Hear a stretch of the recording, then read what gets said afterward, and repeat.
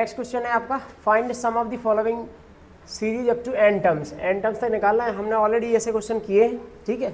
Quickly इनको ज़्यादा, इसमें कुछ ज़्यादा टाइम ही लगना चाहिए। पिछले उसमें भी था ये वाला इस टाइप का पैटर्न। पहला क्वेश्चन, पहला है 5 5 5 एंड देन इस तरीके से आपकी सीरीज जा रही है।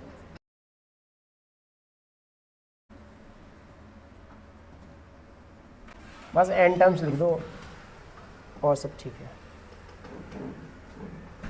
ठीक है बच्चे, इस सीरीज को जब आप सम अप करते हैं इसका Sn, सबसे पहले क्या करते हैं, 5 को कॉमन ले लेंगे। सही है बच्चे, याद है ना प्रोसीजर। 1 1 1 1 1 इस तरीके से आएगा nth टर्म।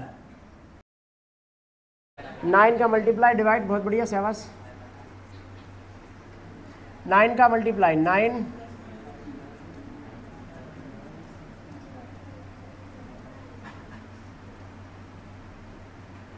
9 को अब आपका क्या करते हैं, 10 माइनस करके, ठीक है। तो ये कितना हो जाएगा, 5/9 10 माइनस 1, ये क्या है 10 स्क्वायर माइनस 1। बस यहीं से कहानी शुरू हो जाती। अब अपना nth टर्म हम बिल्ड कर सकते हैं। जैसे सेकंड टर्म तो 10 स्क्वायर आ रहा था, थर्ड टर्म में क्या था 10 क्यूब, ठीक है। इसमें क्या आ जाएगा 10 टू द पावर n। सही है बच्चे, ठीक है। 10 को अलग कर देंगे, 10 10 स्क्वायर डॉट डॉट डॉट करके 10 to the power n minus 1 plus 1 plus 1 dot dot dot 1 तक जाएगा n टाइम। अल्टीमेटली इसकी वैल्यू n हो जाएगी, ठीक है। 10 बार 1 हो जाएगा तो 10 हो जाएगा, सीधी बात है। डायरेक्ट लिखेंगे भाई इसका सम। फर्स्ट टर्म क्या है अपना a 10, r क्या है 10, टोटल टर्म्स n, ठीक है। यहाँ से शुरू होंगे ना 1 2 3 से लेके n तक, n minus 1 upon 10 minus 1, minus का ये कितना आ जाएगा n, भाई ये टोटल n हो जाएगा, ठीक है। मल्टीप्लाई कर दीजिए, करना चाहते हैं वैसे ठीक है एक हिसाब से, और वरना ऐसे ही रहने दीजिए, ऐसे कुछ वो नहीं है, कुछ विशेष इससे बेनिफिट नहीं मिलने वाला है। 10 to the power n minus 1 upon में क्या आ जाएगा 9 माइनस 1। अलग करना चाहते हैं तो सॉरी n अलग करना चाहते हैं तो आप अलग कर सकते हैं, बाकी कोई दिक्कत नहीं है ऐसे, ठीक है भाई। वैसे ये मतलब ये वाले कर सकते थे एटलीस्ट, ये वाली कैटेगरी तो पता ही थी, कोई बात नहीं।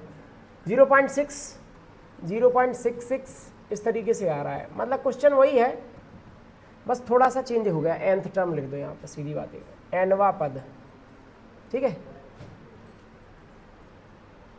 सबसे पहले 6 कॉमन कर दो सभी से, 6 क्या हो जाएगा, सबसे कॉमन आ जाएगा, ठीक है।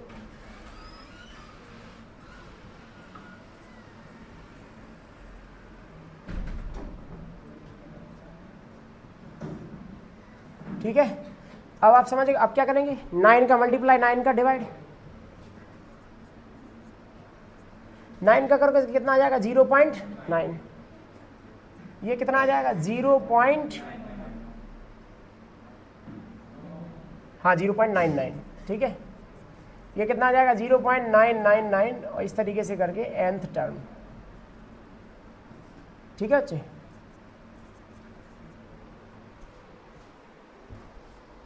ठीक, सुनो ध्यान से। अब थोड़ा सा यहाँ पर चेंजेस करने पड़ेंगे, जैसे हम लोगों ने यहाँ पे इसके साथ किया ना, तो इसको आप क्या लिख सकते हैं 1 माइनस 0.1, यस सुनो, ठीक है। प्लस इसको आप लिख सकते हैं 1 माइनस 0.01, सही है बच्चे। अगर आप इसको दूसरे तरीके से दूसरे व्यू में करना चाहते हैं तो वैसा भी ले जा सकते हैं। कैसा, अच्छा ऐसा मतलब 0 पॉइंट में भी कर सकते हैं, एल्स मतलब ये कि यहीं पर 0 हटा देते तो 1/10, 1/100, 1/1000 तो वो जीपी बन जाती है, तो उससे भी ले जा सकते हैं, किसी भी से भी ले जा सकते हैं।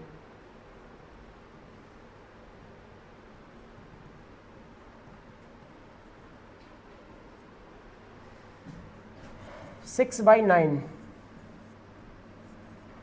ये 1 कितनी बार आएगा आपका, n टाइम्स आएगा, 1 तो n टाइम्स आएगा, उसको अलग करो। माइनस करके ये कितना है 0.1, 0.01, 0.001, कहाँ तक आएगा nth टर्म, ठीक है। अब इसमें ये देखो, अगर आप थोड़ा सा देखो तो ये एक जीपी है ये वाली भी, ठीक है। क्योंकि 0.1 में 0.1 का मल्टीप्लाई जब करते हो तो आ जाता है 0.01, क्योंकि 1 का 1 में तो 1 ही बार आएगा, ठीक है, और 2 जीरो और लग जाएंगे तो मतलब 2 पॉइंट खिसक जाएगा।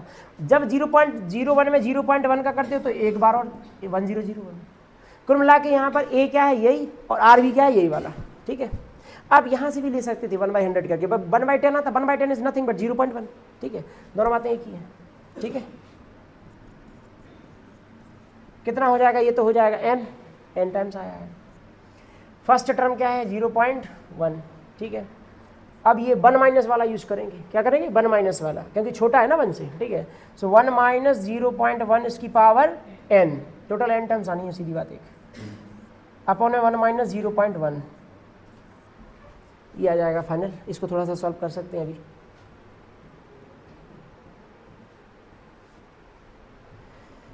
ये क्या 0.9 आ जाएगा, 0.1 से 0.1 पॉइंट कैंसिल हो जाएगा, कुल मिला के क्या आ जाएगा 1 माइनस 0.1 इसकी पावर में n, अपॉन में क्या आ रहा है 9। तो ये कर सकते हैं, 3 से कैंसिल हो रहा है ये,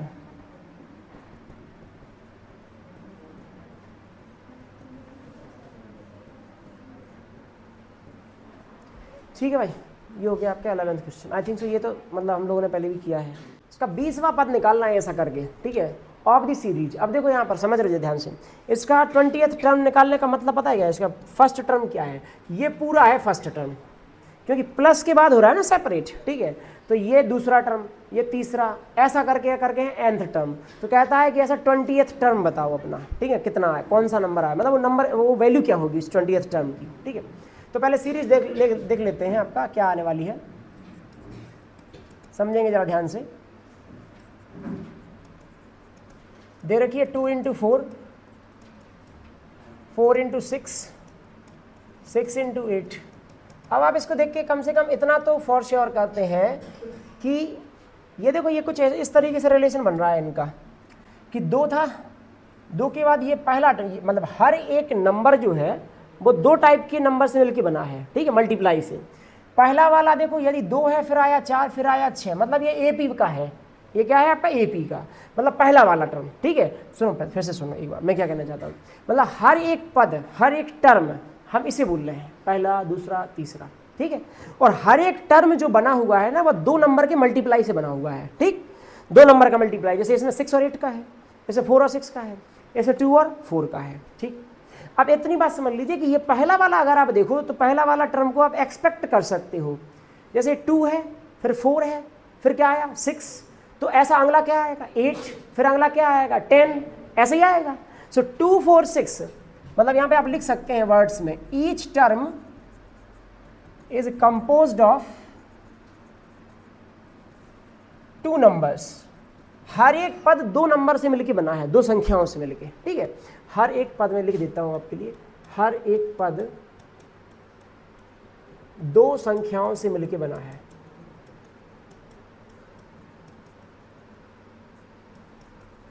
ठीक है।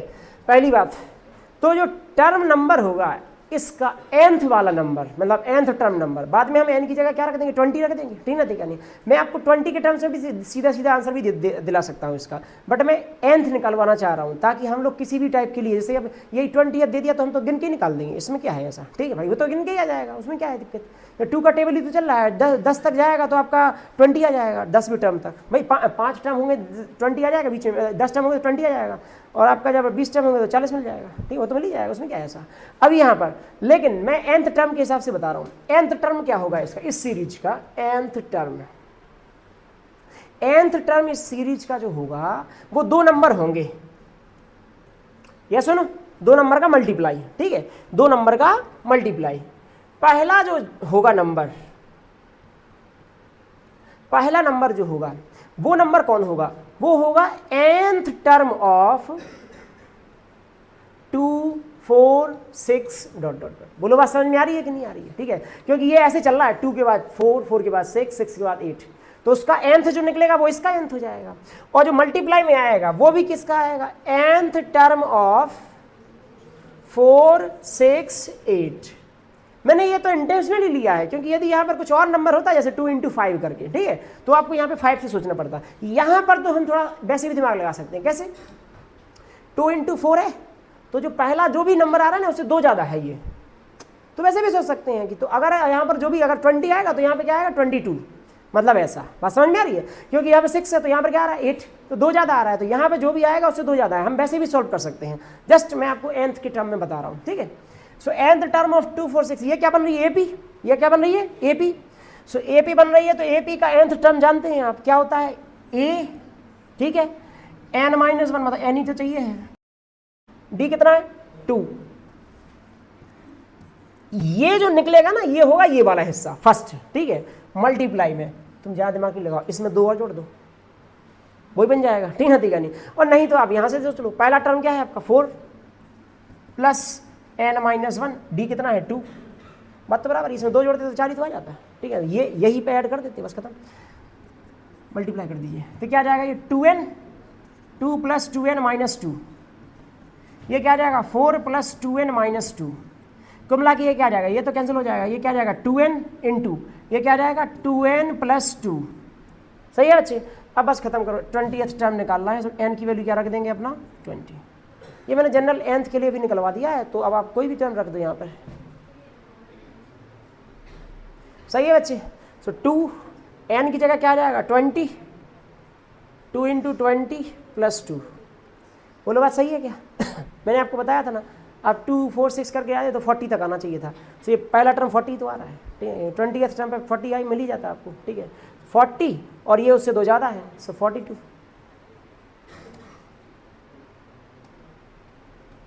कितना आ जाएगा ये? सही है भाई, इतनी करनी 1680। क्वेश्चंस जो हैं आपके थोड़े से बल्क में लिखे हुए हैं, ठीक है ना। देखिए बल्क में लिखा होता है क्वेश्चन तो सामान्यतः लगता है कि आपका लेंदी जाएगा या ऐसा कुछ है, वैसा कुछ ना सोचा करें। पहली बात तो ये कि ये आपका क्वेश्चन समझ लिया करो, पहले समझा करो। मतलब वर्ड प्रॉब्लम बोलते हैं इनको, क्या बोलते हैं वर्ड प्रॉब्लम। वर्ड प्रॉब्लम्स में क्या होता है कि आपका इक्वेशंस नहीं मिलते हैं सीधे सीधे, हमको ही बनाने पड़ते हैं, ठीक है। हम ही खुद फॉर्म करते हैं, जो भी दिया है उसको अज्यूम करके वगैरह, ठीक है। स्टार्ट करते हैं। A farmer wise A used tractor for 12,000। पहली बात तो ये कोई बहुत पुराने ज़माने की बात चल रही होगी। 12,000 का ट्रैक्टर कहाँ मिल रहा है? 12,000 में तो सेकंड हैंड मोबाइल नहीं मिल रहा है आजकल, ठीक है ना। तो ट्रैक्टर तो कहाँ से मिलने वाला है, ठीक है। चलो, और या फिर बेचने वाला मतलब इतने उस पर था कि बेच के ही मानेगा, ठीक ना। नहीं तो बोले कि 12,000 में ही बिक जाए, ठीक है। चलो भंगार के भाव बिके, तौल के भाव से ले जाता ना लोहा, तो भी ना बिके 12,000 का, ठीक है। तो इसने यूज ट्रैक्टर लिया। अच्छा, एक्चुअली ये कारण क्या है ना कि आपका एनसीईआरटी 20 साल से अपडेट हुई नहीं है, ठीक है नहीं। 1980 में जो चल रहा था भाव उसी के हिसाब से चल रहा है आज भी भाव। उनको ये बदल के जबकि लिखना चाहिए था कि 2 लाख का लिया है, ठीक है नहीं। तो भाई कुछ समझ में आती कि चलो 2-3 लाख का लिया होगा यूज ट्रैक्टर, ठीक है। चलो चलो, a farmer wise A used tractor for 12,000, 12,000 रुपए में वो ट्रैक्टर लेता है, ठीक है। ही पेज 6,000 कैश, उसने 6,000 रुपए कैश दे दिए तुरंत। तो सीधी बात हो गई कि 6,000 ही बचे उसके, पहला किस्त तो यही हो गया, ठीक है। मतलब आगे जो भी हो एक किस्त तो निपट गया ना कि बचा क्या है अमाउंट में, 6,000 देने हैं उसको। Agrees to pay the balance in annual instalment. मतलब एनुअल इंस्टॉलमेंट क्या होता है? एनुअल का मतलब क्या होता है? वार्षिक, मतलब 1 वर्ष में, ठीक है ना। इंस्टॉलमेंट का मतलब किस्त, सिंपल शब्द में, ठीक है ना। मतलब पार्ट्स में देना, ठीक है। इंस्टॉलमेंट का मतलब यहाँ पे भी तो आप पेमेंट करते हैं ना, तो इंस्टॉलमेंट, तो फर्स्ट इंस्टॉलमेंट, सेकंड इंस्टॉलमेंट, मतलब इतने पार्ट्स में देंगे आप, ठीक है। सो एनुअल इंस्टॉलमेंट है, मतलब हर 1 वर्ष में वो कोई ना कोई आपका पैसा दे रहा है। क्या दे रहा है? Annual instalment of 500। अच्छा ध्यान से सुनना, कुछ और भी साथ में लिखा है। 500 रुपए देगा प्लस 12% प्लस इसके साथ 500 के साथ 12% interest on the unpaid amount. वाह क्या बात है, ठीक है। मतलब ये है कि वो ऐसा कुछ गेम चल रहा है कि जैसे मान लीजिए कि अपने पास जैसे 6,000 का ही केस था, ठीक है। तो 6,000 बचे, उस मतलब 12,000 का ट्रैक्टर था, ठीक है। तो अभी आपके 6,000 बचे, तो 6,000 में से वो पहली साल मतलब 6,000 तो उसने अभी दे दिए, ठीक है। अब 1 साल के बाद उसको क्या देने हैं? 500 रुपए देना है। लेकिन 500 तो देगा ही, साथ में वो क्या करेगा? जो बचा हुआ अमाउंट है, बचा हुआ कितना कहलाएगा? 5500, 5,500, उसका 12%, उसका 12% भी देगा, ठीक है। फिर नेक्स्ट ईयर 500 तो देगा ही, फिर बचा हुआ क्या कहलाएगा? 5,000। सो उस 5,000 का भी 12%। इस तरीके से है, पहले इस प्रोसेस को समझो जो चल रहा है, वरना हम लोग मतलब यहाँ पे क्वेश्चन लेंथी नहीं होगा, यहाँ पे अंडरस्टैंडिंग वाली बात रहेगी केवल, ठीक। मैं दोबारा इसको बताता हूँ, पहले एक बार पूरा क्वेश्चन पढ़ दूँ। Interest on the unpaid amount, ठीक है। How much will the tractor cost him? हाँ, तो अब क्या होगा, चूंकि वो ब्याज दे रहा है तो ट्रैक्टर अब 12,000 से ज़्यादा का पड़ेगा, ठीक है, क्योंकि 12,000 तो भाई 6,000 तो वो पहले दे चुका है, 6,000 वो 500 करके देगा, लेकिन साथ में वो 12% का एडिशनल ब्याज भी तो दे रहा है ना, उसका इंटरेस्ट देगा। ऐसा होने के कारण इंटरेस्ट का अमाउंट भी तो बढ़ेगा, ठीक है। वो अमाउंट 12,000 से क्या निकलेगा, बाहर निकल जाएगा। तो 12,000 तो चुकेगा ही, 12,000 के बाहर भी आएगा। हिंदी में भी आप देख सकते हैं, किसान 12,000 रुपये में एक पुराना ट्रैक्टर, ठीक है, इसमें 6,000 रुपये नगद देता है। शेष राशि का भुगतान 500 रुपये की वार्षिक किस्तों में हर वर्ष, ठीक है। और साथ ही बकाया राशि पर, मतलब जितना बकाया पैसा बचा हुआ है, मतलब अभी दिया नहीं उस वर्ष तक, ठीक है, उसका 12% ब्याज भी देता है। उसके लिए ट्रैक्टर की कुल कीमत कितनी होगी, ठीक है, मतलब टोटल उसको कितना अमाउंट पे किया है टोटली उसने, ठीक है। आइए समझते हैं जरा क्या है ये गेम। देखो बच्चे, देखो जो आपका अमाउंट है, या मान लीजिए कि कॉस्ट ऑफ ट्रैक्टर है, सुनिए जरा ध्यान से, ट्रैक्टर की कीमत, ठीक है, वो तो कितनी है, 12,000, वो तो फिक्स ही हो गई, ठीक है। अच्छा, यहां पर जो पहले वो कैश दे देता है वो कितना देता है, 6,000, ठीक है, दिया नहीं। सो मतलब क्या हो गया कि unpaid amount after cash, cash देने के बाद जो अनपेड अमाउंट जो होगा वो कितना होगा, 6,000, ठीक है। 6,000 रुपये जो है आपके 12,000 में से 6,000 पहली बार में ही दे दिया, मतलब जब उसने खरीदा उसी टाइम पे ही दे दिया 6,000। सो अब बचा हुआ कितना है अपना, 6,000 अनपेड, मतलब जिसका पेमेंट अभी हुआ नहीं, ठीक है ना, दिया नहीं, कितना है वो आपका 6,000 रुपये है, ठीक है। अब देखो अब उसका इंटरेस्ट कैसे चलता है। अब वो कहता है कि एनुअल इंस्टॉलमेंट में 500 रुपये हर साल देगा वो, साथ में 12% देगा जो उसकी बची हुई अमाउंट है, मतलब फर्स्ट ईयर के बाद कि ये चुका कितना देगा, कितने सालों में चुका लेगा, 12 सालों में। अरे समझे नहीं आप, 6,000 रुपये उसको पेमेंट करने हैं ना, उसको हर वर्ष 500 देने हैं, ठीक है। तो हर वर्ष 500 देगा तो 12 साल लग जाएंगे ना, 12 × 5 कितना हो जाएगा, 60, ठीक है, दिया नहीं। तो 6,000 तक पहुंचने के लिए हर वर्ष 500 तो देगा ही, मतलब 12 सालों तक वो 500 देता रहेगा, ठीक है। लेकिन क्या होगा कि वो हर वर्ष साथ में कुछ इंटरेस्ट भी दे रहा है साथ में, तो वो टोटल अमाउंट क्या हो जाएगी, वो 12,000 से क्या हो जाएगी, बढ़ जाएगी, ठीक है। तो अभी देखो ध्यान से, 1 जनवरी 2024 से आपका ट्रैक्टर लिया और 1 जनवरी 2025 को अब मुझे पहली किस्त देनी है, तो पहली किस्त देनी है, तो पहली किस्त में क्या दूंगा, मैं 500 रुपये दूंगा, वो तो किस्तों के हैं, हर किस्त के 500 रुपये हैं, साथ में मैं वो अमाउंट भी दूंगा जो मेरी बचे हुए अमाउंट का था। सो बेसिकली बचा हुआ अमाउंट मेरा इस पॉइंट पे था कितना आपका, 6,000। सो 6,000 कायदे से ये पहले मिलना चाहिए था, सो पहले से नहीं मिला, सो मैं इसका क्या चुका रहा हूँ, इंटरेस्ट। सो अब इसके बाद मुझे कितना देना था, 5500। सो अब मैं जब नेक्स्ट ईयर जब आऊँगा तो 500 तो दूंगा, और पिछले साल के जो मुझे 5500 तक देने थे ना, उसका क्या मैं दूंगा, आपका इंटरेस्ट। सो आपकी जो पहली सीरीज जो शुरू होगी वो कितने से शुरू होगी, आपकी 6,000 से, 6,000 से शुरू होगी। So in that case after 1 year, 1 साल के बाद पेमेंट कितना होगा जी अपना, 500 होगा, प्लस में 6,000 का 12%, सही है ना भाई, 6,000 का 12%। फिर यहाँ पर आफ्टर 2 ईयर्स या आफ्टर सेकेंड ईयर आप कितना देंगे, आप देंगे 500 तो देंगे ही, साथ में आप कितना देंगे, आप 5500 का 12%, ठीक है भाई। और ये इस तरीके से जाएगी सीरीज।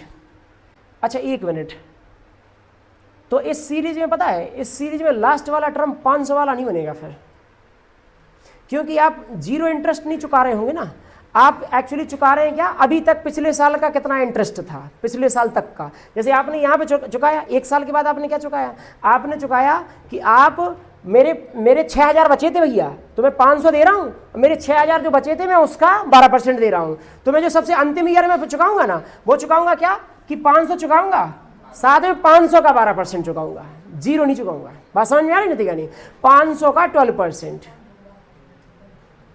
आपको ये बात कितने लोगों को क्लियर है लास्ट वाली? फिर से बता रहा हूं, जिन्होंने समझा हो या नहीं देख लीजिए। देखो इंटरेस्ट जो आप यहाँ पे पे कर रहे हैं वो आप ऐसा पे कर रहे हैं कि आपके 10 रुपये बचे हुए हैं लेट से, और आप हर मान लीजिए कि आपके 1 दिन में आप 1 रुपये चुका रहे हैं, ठीक है। तो कायदे से आप कब तक चुकाते जाएंगे, आपके 10 दिनों तक लेट से, ठीक है। अब हुआ क्या, मैटर हुआ ये कि अब आपसे ये बोला जा रहा है कि जब आप अगले दिन चुकाने के लिए आए ना 1 रुपये, तो आप ना जितना आपका बचा था पहले दिन से ही, पहले दिन से ही जितना बचा था उसका इंटरेस्ट भी चुकाना आप। सो मैं एक तो दूंगा ही, साथ में 10 रुपये मेरे बचे थे तो 10 का इंटरेस्ट भी दूंगा। तो मेरी जब सबसे लास्ट वाली टर्म आएगी ना, तब मेरे पास क्या होगा, तब मेरे पास ये होगा कि तब उसके 1 साल पहले मुझे अंतिम वाली 500 चुकानी होंगी, ठीक ना, ठीक है नहीं, इसके जस्ट 1 साल पहले, मतलब 11वीं साल में, 11वीं साल के एंड में मेरे बचा कितना होगा, 500। तो मैं जब अंतिम साल चुकाऊंगा ना तो 500 तो चुकाऊंगा ही, साथ में उस 500 का क्या चुकाऊंगा, इंटरेस्ट। ये बात सही है क्या, ठीक है नहीं। तो ये वाला टर्म भी आपका चेंज होगा, यहाँ पे जीरो नहीं आएगा कि लास्ट में आएगा। अब यहाँ पर देखिए, इसको मैं यहाँ पर ना टोटल बता देता हूँ, total payment after cash. Cash की बात का टोटल पेमेंट क्या है, तो टोटल पेमेंट होगा 500 प्लस 6000 इंटू 12/100, 500 प्लस 5500 इंटू 12/100। ऐसे लास्ट वाला टर्म क्या होगा, 500 और 500 इंटू 12/100। सो अब ये कितना होगा, ये कितने होंगे अभी भी, ये 12 साल ही होंगे, कितने अभी 12 साल, ठीक है। तो कितना हो जाएगा, 500 इंटू में क्या आ जाएगा 12 प्लस ये 12/100 सब में कॉमन आएगा, अरे आएगा कि नहीं आएगा, 12/100 सब में आएगा। ये कितना आ जाएगा 6000 प्लस ये कितना आ जाएगा 5500, कहाँ तक आपके 500 तक। अब ये कितने टर्म्स होंगे, 12 500 शुरू कर रहे हैं आप, 6000 तक जा रहे हैं, 12 टर्म्स में आप आई जाएंगे। सो यहाँ पर क्या लिख देंगे हम, 6000 प्लस 12/100। सुने प्लीज ध्यान से, इसका 12 टोटल टर्म्स है, 12/2 इंटू 65, ठीक है, 6500 फर्स्ट टर्म और लास्ट टर्म, ठीक है। ये कितना हो जाएगा, 0 0 कैंसिल हो जाएगा, तो ये कितना हो जाएगा, ये हो जाएगा 12 12 कितना हो जाएगा 144, 72 का 65 मल्टीप्लाई 65 इंटू 72,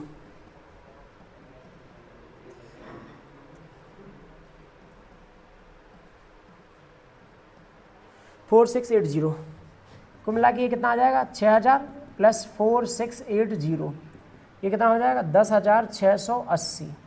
ये टोटल अमाउंट है जो कि वो चुकाएगा एज ए, क्या बोल सकता हूँ, इंटरेस्ट के साथ, ठीक ना, ठीक है नहीं। और टोटल अमाउंट ऑफ ट्रैक्टर कितना हो जाएगा, total amount, total cost of tractor 6000 तो उसने पहले साल ही चुकाए थे, मतलब पहली बार ही दिए थे, और साथ में एडिशनल कितना चुकाएगा, ये चुकाएगा 10,680, 16,000 कितना आ जाएगा 680, ठीक है, ये रहेगा। देखिए यहाँ पे टोटल कॉस्ट कितनी है आपकी, टोटल कॉस्ट ऑफ स्कूटर 22,000, ठीक है। ये क्या है आपके 4,000 वो देता है cash, unpaid amount, unpaid amount मतलब बकाया कितना है आफ्टर कैश, कितना बचेगा भैया आपका 22,000 में से 4,000 माइनस कर देंगे तो बचेगा अपना 18,000, ठीक है। मतलब सीधा सा ये है, अगर वो हर साल 1,000 ही चुका रहा है तो 18 सालों तक चुकाएगा वो, सीधी बात इतना सा है, ठीक है भाई, ये बात तो क्लियर है ना, क्योंकि 1,000 तो उसे देने हैं इस अमाउंट के हिसाब से, ठीक है। तो टोटल अमाउंट, ध्यान से सुनिए, टोटल अमाउंट आफ्टर कैश या टोटल पेमेंट आफ्टर कैश एक ही बात है, कितना होगा। देखिए सबसे पहली बात, सबसे पहली साल क्या चुकाएगा वो 1,000 रुपये, साथ में वो 18,000 का 10%,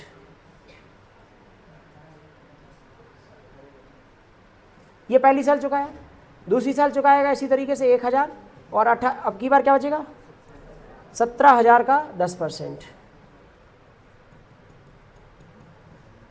और इसी तरीके से चुकाएगा। लास्ट ईयर क्या चुकाएगा अपना 1,000 और 1,000 का ही 10%, 18 साल के 18,000 हो जाएंगे ये भाई, टोटल टर्म्स कितनी 18 हैं, ठीक है। और ये 10 ये तो सीधा 10/100 मतलब 1/10 हो जाएगा, ठीक है। और ये कॉमन सभी के पास 1,000 कॉमन है, तो 1,000 कॉमन ले लीजिए, क्या बचेगा 18 17 16, कहाँ से कहाँ तक जाएगा 1, ठीक है भाई, ये कैंसिल हो जाएगा इससे, 18,000 प्लस 100 इंटू में ये कितना आ जाएगा, टोटल टर्म कितनी है 18 टर्म है ना भाई, सीधी सीधी कहानी है, ठीक है भाई। और फिर आपका ये क्या बचेगा, आपका ये क्या हो जाएगा फर्स्ट टर्म और लास्ट टर्म। सही है भाई। जस्ट मैं आपको एक चीज़ और बताना चाहता हूँ, मतलब फर्स्ट n टर्म्स का समीशन थोड़ा सा याद रखना चाहिए। जस्ट मैं बता रहा हूँ, जैसे वो 1 2 3 4 5 से लेके कहाँ तक आपका n तक, तो सीधा याद रख लिया करो n plus 1/2, n plus 1/2 as an formula. ठीक है, मतलब आपको बता रहा हूँ ये आपका मतलब इंस्टेड ये कि हम कैलकुलेट करें उस चीज़ को, हम सीधा निकाल सकते हैं यहाँ पे। ठीक है, यहाँ पर कैलकुलेशन करेंगे जी, कितना हो जाएगा जी आपका ये कितना हो जाएगा 9, ये हो जाएगा 19 × 9 कितना हो जाएगा 171। सही है, 171 इंटू में कितना आ जाएगा आपका 100। सही है, तो क्या हो जाएगा आपका, ये हो जाएगा 17,100। सही है, अरे भाई ने तो बहुत महंगा लिया स्कूटर, 18,000 देना था, 17,000 दे दिए। और ठीक है देख रहे हैं क्या है, 18,000 ही दे दिया यार, मतलब उसको 3 गुना पड़ा स्कूटर। ठीक है ना, मतलब 3 गुना नहीं पड़ा, 22,000 दे, 22,000 से चलो ज़्यादा अमाउंट मिल जाएगा उसको। टोटल अमाउंट क्या हो जाएगा, ये कितना हो जाएगा भाई,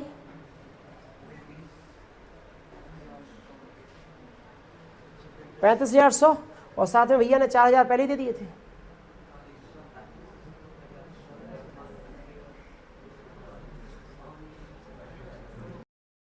ए person writes a letter to 4 of his friends, 4 दोस्तों को वो जो है आपका लेटर लिखता है। He ask each one of them to copy the letter and mail to 4 different person with instructions that they move the chain similarly. एक movie में हुआ था ये केस, था ना एक। ठीक है, नहीं, अरे सच में एक मूवी में, मुझे नाम याद नहीं है मूवी का, उसमें कुछ मैंने ये ऐसा कुछ स्टेटमेंट सुना, मतलब अभी का तो नहीं है, पुराना है। जैसे बोला कि ये काम आप करो और ये आप जाने 3 लोगों के 4 लोगों को फिर से करवाओ, उनको भी बोलो कि वो और लोगों को करें। ठीक ना, ठीक है नहीं, वो पता नहीं अब जो भी है। ठीक ना, ठीक है नहीं, लेकिन ऐसा कुछ था, वही गेम चल रहा है यहाँ पे, जो भी हो, लेकिन डाक खाने वाले को फायदा है। ठीक है, ठीक है बोले बढ़िया है, करो 4 को डिलीवर। ठीक है ना, अपन को तो क्या स्टाम्प ड्यूटी लगानी है। ठीक है, सुने ध्यान से, समझिए प्लीज। तो पहला व्यक्ति जो है आपका, ये कुछ ऐसा चल रहा है कि 4 लेटर्स सेंड करता है। थोड़ा यार समझते चलो, क्वेश्चन को ब्रेक करो, नहीं तो ऐसे नहीं आएगा समझ में। पहला व्यक्ति 4 लेटर सेंड करता है, ठीक है, और he ask each one of them to copy the letter, मतलब वही लेटर लेना है और आपको 4 और दोस्तों को करना है। तो मतलब ये क्या करेंगे, ये हर बंदा अपने 4 दोस्तों को भेजेगा। सो बेसिकली ये 4 इस तरीके से जाएगा, और यही होगा ना भाई।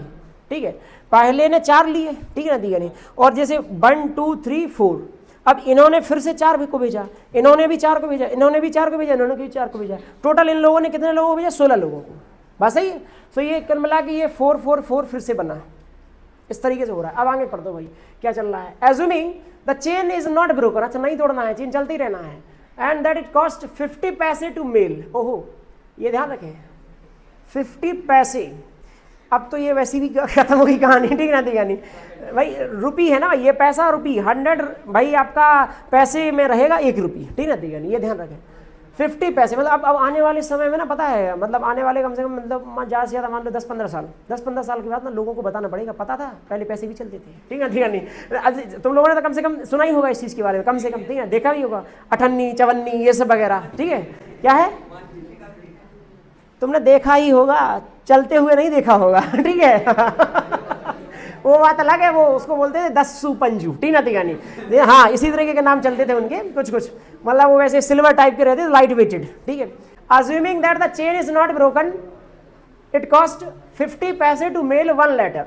एक लेटर को भेजने के 50 पैसे लगते हैं, मतलब 0.5 रुपी, आधा रुपया। ठीक है, सीधी बात ना।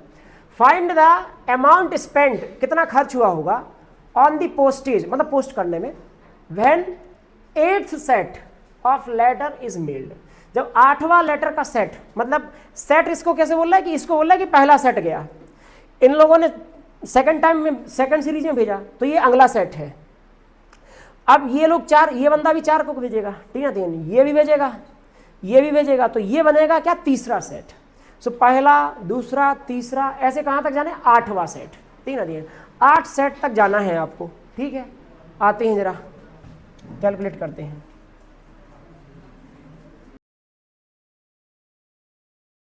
हम एक काम करते हैं, हमको ये निकालना है कि टोटल कितना पैसा खर्च हुआ है। ठीक है, तो हम टोटल लेटर्स निकाल देते हैं भाई। इट इज जस्ट लाइक कि 2 लेटर को मान लीजिए, 1 लेटर को खर्च कर मान लीजिए कि सेंड करने में मान लीजिए 1 रुपये लग रहा है, मान लीजिए 2 रुपये लग रहे हैं मान लो, तो 10 को कितने लगेंगे, 2 × 10 तो 20, तो कैलकुलेशन फिक्स है। बट ये निकालना पड़ेगा कि आपके टोटल कितने लेटर सेंड हुए, ठीक है। तो यहाँ पे देखिए, सुनिए प्लीज, फर्स्ट सेट जो रहेगा, पहली बार जो जिसने स्टार्ट किया उसने कितने लेटर भेजे आपके, 4, ठीक है। जो दूसरी बार सेकंड सेट होगा वो ये इन हर एक 4 ने फिर से 4 को भेजे, तो मतलब 4 × 4, भाई हर 4 ने 4 को भेज दिए, 4 × 4 मतलब क्या हो जाएगा, 4² 16, ठीक है ना। देखिए फिर आपका थर्ड सेट जो बनेगा, मतलब क्या हुआ कि ये भाई 16 लोगों को मिल रहा है, मिल चुका है अभी तक, ठीक है। 16 लोगों ने फिर से 4 को भेज दिया, ठीक है ना, मतलब 4² इंटू में क्या आ जाएगा, इंटू में 4, तो जो कि बना लेगा 4⁻3, सही है। तो अब आप अंदाज लगा सकते हैं, फर्स्ट सेट में, सेकंड में इतना, थर्ड में इतना, तो लास्ट मतलब 8th सेट कितना होगा, मतलब जो 8th सेट भेजा होगा ना उसमें इतने लेटर सेंड हुए होंगे। जैसे पहले में 4 सेंड हुए, दूसरे में 16, फिर आपके 4⁻3, 4, इस तरीके से 8 तक टोटल लेटर्स। अरे भाई सुनो यार, टोटल लेटर्स सेंट कितने, 4⁻1 से सीरीज शुरू हो जाएगी पूरी, 4⁻1 2 3 कहाँ तक जाएगी, 8 तक। पहला टर्म कितना है आपका 4, और आपका रेशियो कितना है 4, 4 की पावर क्या आएगा 8 -1 अपॉन में कितना आ जाएगा आपका 4 - 1 कितना आ जाएगा 3। अब ये पैसा निकालना है तो पैसा तो ऐसे तो निकलेगा नहीं, पावर कैलकुलेट करेंगे। अच्छा रुक जाइए, ये कितना है 2⁻16, ठीक है, 2⁻10 × 2⁻6, तो 2⁻10 1024 और 2⁻6 64 का मल्टीप्लाई कर देते हैं इसमें, जो इसका आंसर आएगा उसमें से एक कर देंगे माइनस, ठीक है। आइए कितना आ जाएगा 9604,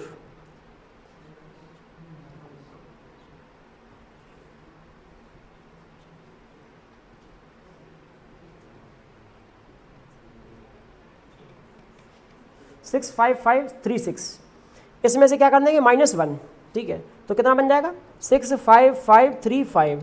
भैया इसमें 3 का डिवाइड होना चाहिए, ठीक है ना, ठीक है, नहीं होना ही चाहिए भाई, क्योंकि ये तो फिक्स काउंट आएगा, पॉइंट में थोड़ी आ जाएगा ये पॉइंट में लेटर भेजेंगे, 2.5 लेटर भेज दिए, ठीक है, आधा फाड़ के भेज दिया है, ठीक है ना, ठीक है नहीं सही है, तो 3 का जाना चाहिए। देखिए 6 कितना हो जाएगा, ये 3 बार कितना है 15 और 9, तो ये 24 जा रहा है, मतलब 3 का डिवाइड जाएगा, ठीक है, 3 का डिवाइड जाएगा तो क्या हो जाएगा 4 × इसमें 3 का डिवाइड करो कितना 2, ये 1 टाइम 8 4 5, सही है भाई।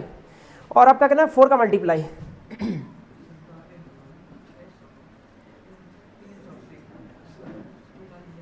हो जाइए,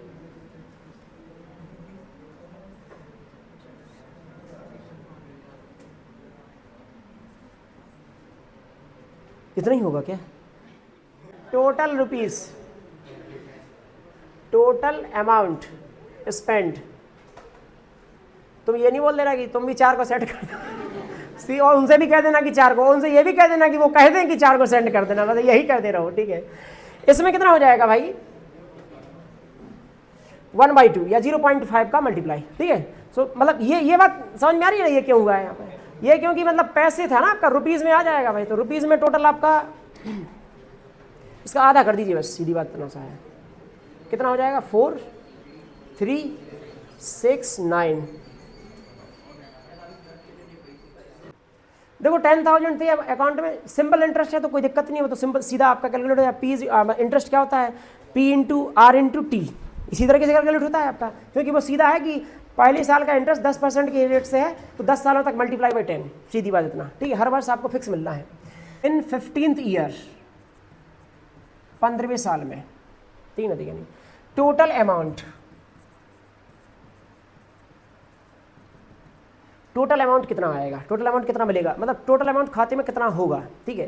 तो भैया 10,000 तो होगा ही, अरे वो थोड़ी गायब हो जाएगा, ठीक है, क्या बोले ब्याज ही बचा रहेंगे, ठीक है, 10,000 तो ले लेंगे हम, ठीक है, चलो 10,000 तो हो गई भाई। 10,000 का 10%, 10,000 का 10% कितना है 5 है, 5%, और वो भी कितने टाइम के लिए 14 सालों के लिए, समझिए आप, 14 सालों तक का इंटरेस्ट मिल चुका होगा आपको, ठीक है, 15वें साल की रनिंग में, ठीक है, देने उस साल में जब आप चल रहे होंगे तो 14 साल तक का इंटरेस्ट मिला होगा और तब आपका 15वां साल चल रहा होगा। जैसे कि फर्स्ट ईयर जब चल रहा होगा तो कोई इंटरेस्ट नहीं मिला होगा आपको, जब सेकंड ईयर चल रहा होगा तो पहले साल का इंटरेस्ट मिला होगा, जब थर्ड ईयर चल रहा होगा तो 2 सालों का इंटरेस्ट मिला होगा। बात समझ में आ रही है?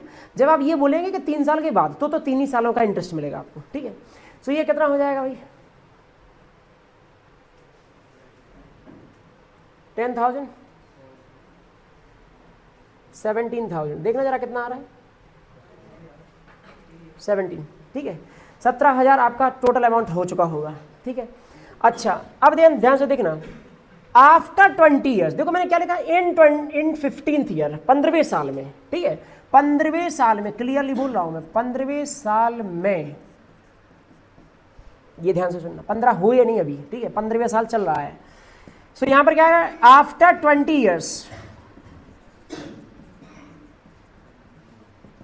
अमाउंट कितना होगा, प्लीज ध्यान दें, आफ्टर 20 ईयर्स, आफ्टर 20 साल, अब क्या होगा, अब आप बोल रहे हैं क्लियरली, मतलब पता है 20 साल हो जाएंगे, मतलब आपका 21वां साल चल रहा होगा, ठीक ना, ठीक है नहीं, या मूलधन साथ में। ये फार्मूला क्या लग रहा है, कितने लोगों को समझ में आ रहा है? ये फार्मूला कौन सा वाला लगा रहे हैं, हाथ कर दीजिए जिन लोगों को समझ में आया है। देखिए सुने कोई बात नहीं, प्लीज ध्यान दें, ये क्या है, ये है आपका इंटरेस्ट, ब्याज, ठीक है, और इंटरेस्ट या ब्याज का ये वाला सिंपल इंटरेस्ट, साधारण ब्याज का क्या फॉर्मूला होता है, P into R into T upon में 100, सही है। तो ये P ये लिख दिया है, R ये लिख दिया है और T कितने समय के लिए लिख दिया है, ठीक है, ये हो गया। आइए अब यहां पर लिखेंगे 10,000, फिर से वही कैलकुलेशन 5% की रेट से, और अब की बार 20 साल पूरे लिखे जाएंगे क्योंकि 20 सालों के बाद है ये, ठीक है। तो ये कैलकुलेशन हो जाएगा क्या, 10 हो जाएगा, 10,000 हो जाएगा सीधा, ठीक है। 0 है, 0 है, ठीक है। 5% रेट के हिसाब से जो है आपका 20 साल सिंपल इंटरेस्ट में लगता है। बैंक आपका एक्चुअली में सिंपल इंटरेस्ट नहीं देती है, बैंक देती है कंपाउंड इंटरेस्ट, तो इसके पहले ही मिल जाता है आपको वो, क्योंकि यहाँ पर हल्ला नहीं, आपको ये बात मैंने बताई थी ना आपको, सिंपल इंटरेस्ट और कंपाउंड इंटरेस्ट में कंपाउंडिंग जल्दी होती है, ठीक ना, ठीक है नहीं, सिंपल इंटरेस्ट स्लोली काम करता है, फिक्स अमाउंट पे काम करता है, इसलिए। A manufacturer reckons that the value of a machine, कोई आपका मान लीजिए कि मैन्युफैक्चरर है जो कि value of the machine which cost him ₹15,625, इस फिगर को देख के याद आ रहा है कि पावर 5 की पावर है ये, समझे, ठीक है। 5 टू द पावर जब आप 4 कर देते हैं तो 625, उसके बाद एक और पावर लगा देते हैं 3125, एक और पावर के बाद ये नंबर मिल जाता है, ठीक है, जस्ट ऐसे रैंडम। विल डेप्रिसिएट मतलब कम हो जाएगा, ठीक है, ईच ईयर बाय 20%, मतलब ऐसा है कि कोई मशीन है, ठीक है, कोई मशीन है जिसकी कीमत जो ये मैन्युफैक्चरर है वो तय करता है कितना आपका, उसको कितने की पड़ती है आपकी 15,625, ठीक है, सॉरी 625, ठीक है। Will depreciate each year, depreciate मतलब डेप्रिसिएशन होना मतलब कमी आना, ठीक है, डेप्रिसिएट ईच ईयर बाय 20%, हर साल इसका अमाउंट जो है मतलब उसकी कीमत जो है 20% घट जाती है, ठीक है। Find the estimated value at the end of, कुछ नहीं, क्या बात है, यहाँ तो कुछ आया ही नहीं, क्या है आपके 5 ईयर्स, तो गया काम से यहाँ से, तो ठीक है, लिख देते हैं भैया। अच्छा हाँ यहाँ लिखा है, चलो कोई बात नहीं, चल जाएगा काम, चला लेंगे भैया, ये तो ठीक है, सब 15,625 है, हर वर्ष 20% की दे दे, अवमूल्यन मतलब, हाँ ये इंग्लिश वाले डेप्रिसिएट समझ जाएंगे लेकिन हिंदी वाले अवमूल्यन नहीं समझ क्या लिखा है, ठीक रहते यार। 5 वर्षों के बाद उसका अनुमानित मूल्य छिप गया, मतलब 5 ईयर्स के बाद, एंड ऑफ 5 ईयर्स। अरे हल्ला नहीं, एंड ऑफ 5 ईयर्स, 5 सालों के बाद इसकी कीमत कितनी होगी, देखो यहाँ पे ध्यान से सुनो यार, इसको तो हम लोग इतना दिमाग क्यों लगाएंगे, इसमें तो 5 साल के 5 बार कैलकुलेशन सीधा ही ना कर देंगे, ठीक है। क्या है जी अपना 20% कम हो रहा है उसका, ठीक है। तो सुनिए, आफ्टर 1 ईयर, 1 साल के बाद, अरे स्टार्टिंग में कितना था आपका 15,625, ठीक है, फिर आपका 1 साल के बाद, 1 साल के बाद अमाउंट कितना होगा, आफ्टर 1 ईयर अमाउंट नहीं क्या कहते हैं इसको, कॉस्ट है, ये क्या है, कॉस्ट है उस मशीन का, कॉस्ट ऑफ मशीन कितना आएगा इसका, ऐसे समझे नहीं, 1/5 कर दिया, 5 का डिवाइड, ये कितना है 1/5, तो 5 का डिवाइड कर दिया, ठीक ना, ठीक है नहीं।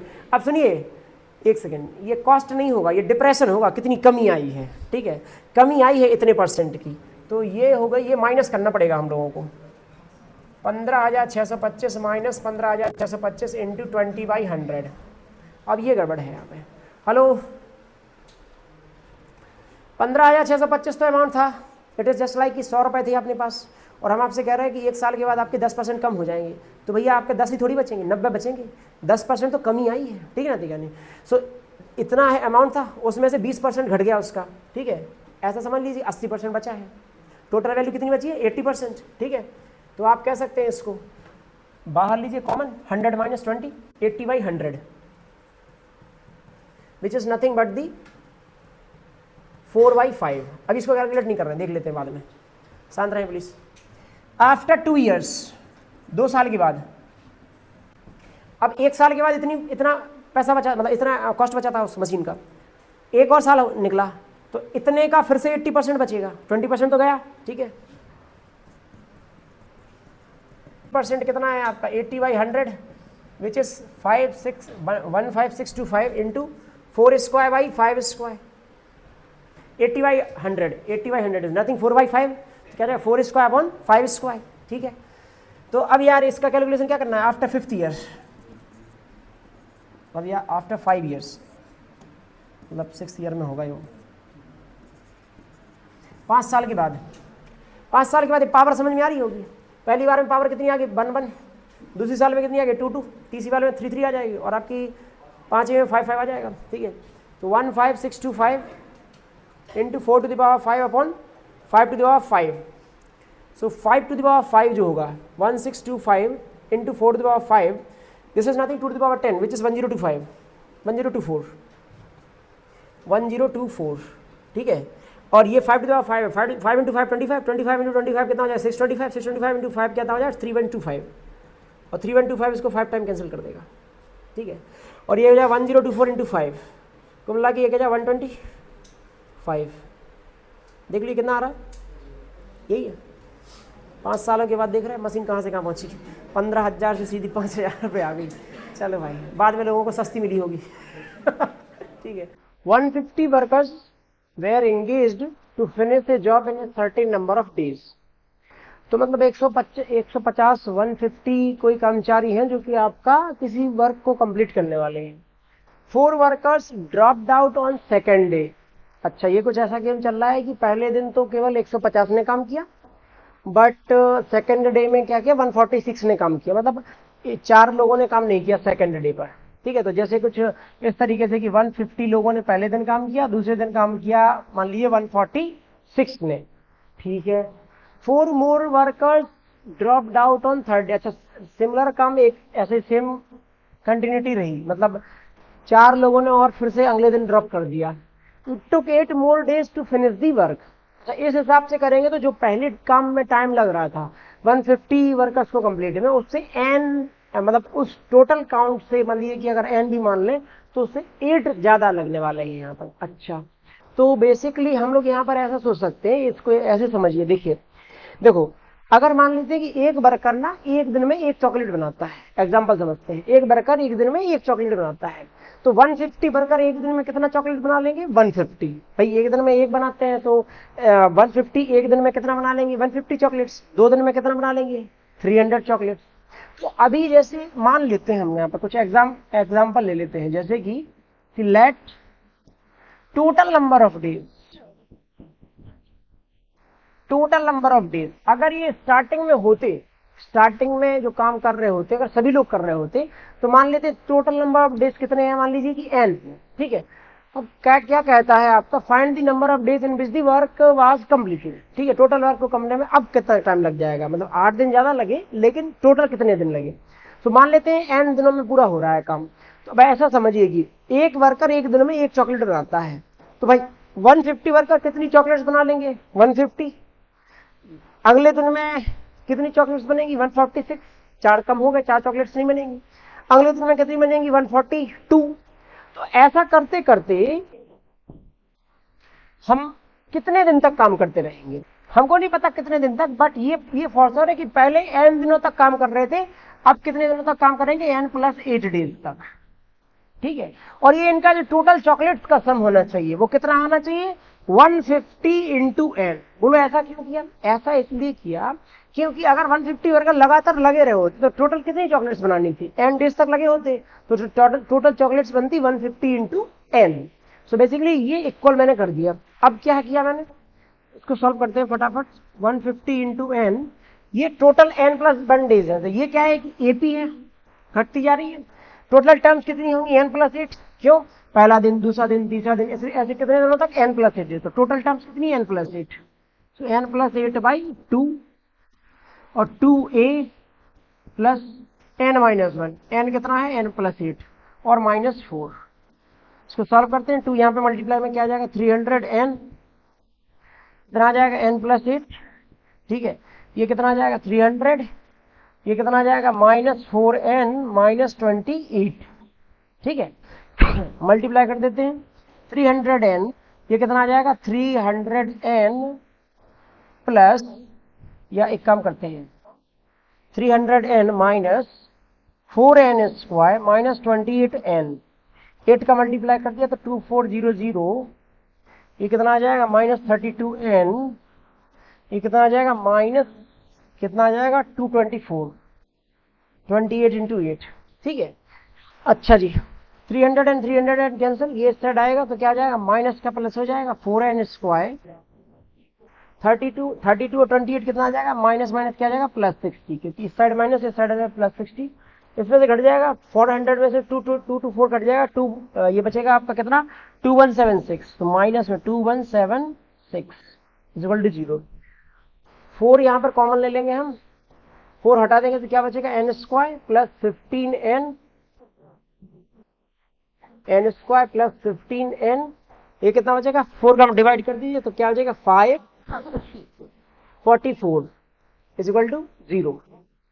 इसका रूट्स निकालने की कोशिश करते तो minus 15 plus minus 225 plus 4 into 554, सीधी तरह 4 लगा दिया 2 माइनस 15 प्लस माइनस ये कितना है आपका, ये है 225, 4 का मल्टीप्लाई कर देंगे तो कितना आ जाएगा 4 4 6, ये कितना आ जाएगा 1 16 17 1 21, ये कितना आ जाएगा 6 5 1 1 कितना 0, कितना आ जाएगा 4 2 240 2401, ये अंडर रूट है कितने का 29 का, सो 29 49 का, कितने का रहेगा 49 का, ठीक है, डिवाइड बाई 2 n, माइनस तो ले नहीं सकते क्योंकि नेगेटिव नंबर ऑफ डेज तो आएंगे नहीं, पॉजिटिव लेंगे तो कितना आ जाएगा 49 माइनस 15 34 बाई 2, कितना आ जाएगा अपना 17, नंबर ऑफ डेज कितने लगे 17, but total number of days अब कितने लगेंगे, टोटल नंबर ऑफ डेज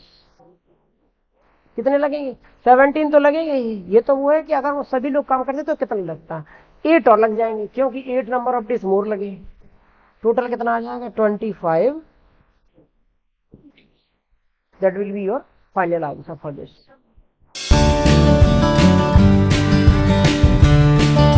लंबाई किसकी है कितनी है l, क्यों बढ़ता है